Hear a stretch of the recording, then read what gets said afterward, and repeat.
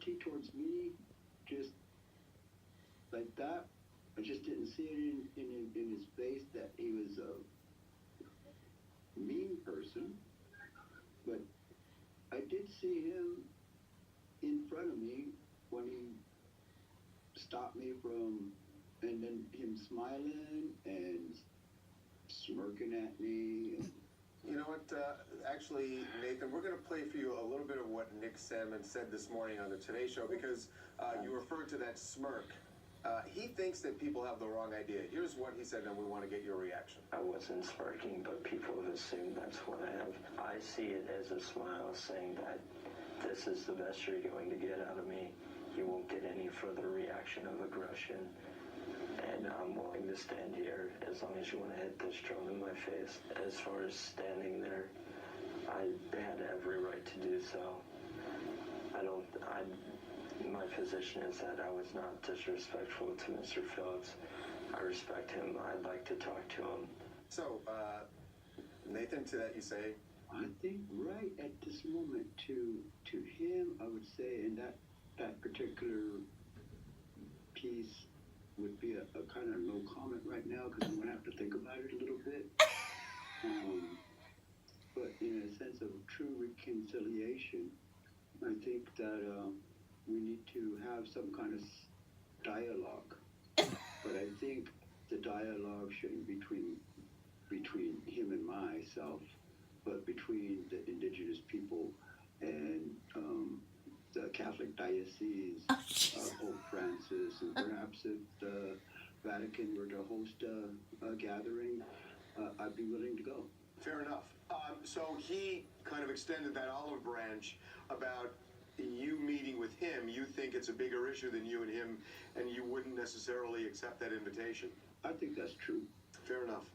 Nathan, I know you said that you didn't think that he was capable of any physical harm, but obviously you saw something there because you stepped in, because this wasn't a face-off or a showdown between Nick and his friends and yourself. It was another group, the Black Israelites were there, but you stepped in because you saw something, so you must have felt there was at least a threat of some violence happening there. I read his statement that he made a couple days before this video, and in that statement he made that same thing, that his rights, his privilege,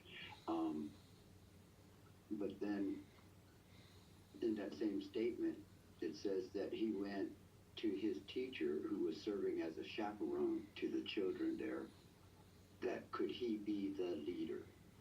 Could he lead that chant against those 4 Black Israelites? That's the moment when he says he was trying to diffuse the moment.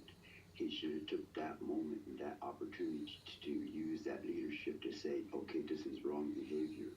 Let's walk away from this. Interesting. Oh, why should he have to walk away? Nick Sandman said during the Today Show interview that he regrets not walking away.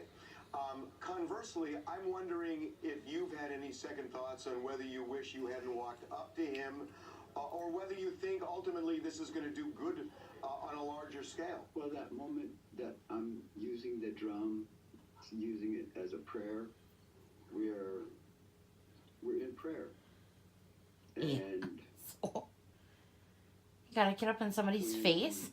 It was put to be when this young man, by his own admission, led that mob in a chant against free speech, Mob? freedom of religion, right of assembly. What about them? Preceding those guys' rights. And it didn't happen just in a second. It happened over 3 or 4 hours, this back and forth between the young protesters from the Right to Life and the free speechers, Black Israelites.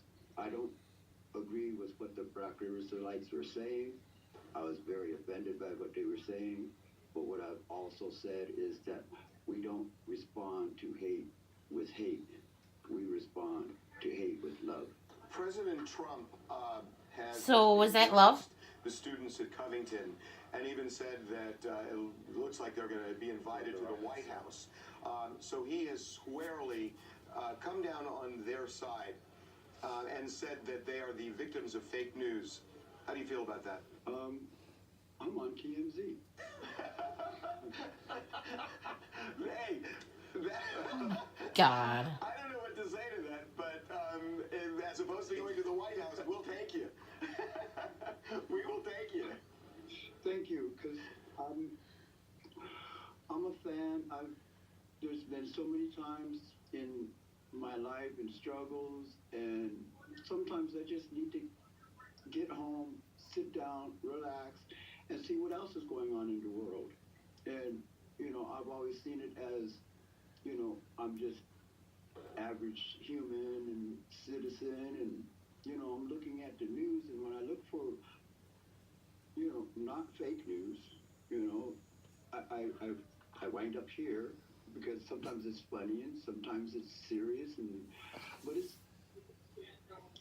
by all accounts that I've come across, that it's pretty much the truth, and you're reaching out to the real people. You catch movie stars and people when they're just living their everyday normal life, and that's what I like about it. Well, look, I will tell you, in the 13 years we've done it, it's the most improbable, but we absolutely will take that endorsement.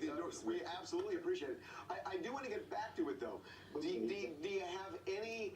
You must have had some reaction when President Trump weighed in and said what he said. I mean, I would think that has to get you at some level.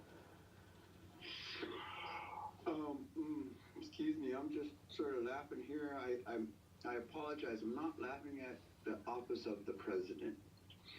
I guess what I would be, when I first heard that the president was tweeting about this, my stomach went, oh, no, it just tightened up. And I said, because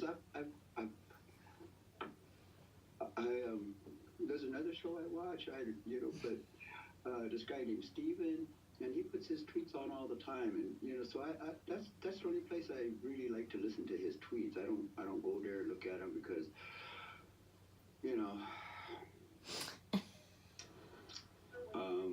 It sounds like for some reason It's the old saying where they say, if you don't have anything nice to say, don't say anything at all. No, he's freaking losing his train of thought. Thank you very much. Yes, sir. Okay, we got it. Well, look, thank you so much. I will say, on one level, it really has kind of triggered a really important conversation in the country. So About what? Getting into people's face who are doing nothing but just standing there waiting for a bus? Everybody will kind of look at this fairly, and maybe you can make the inroads that you talked about. Yes, thank you. And biased media? I appreciate that. Yeah, so there we are. For any further dialogue, I would really like to see Pope Francis, the Vatican, a religious summit. And to what goal? What would the goal be? The rescinding of the doctrine of discovery. Okay.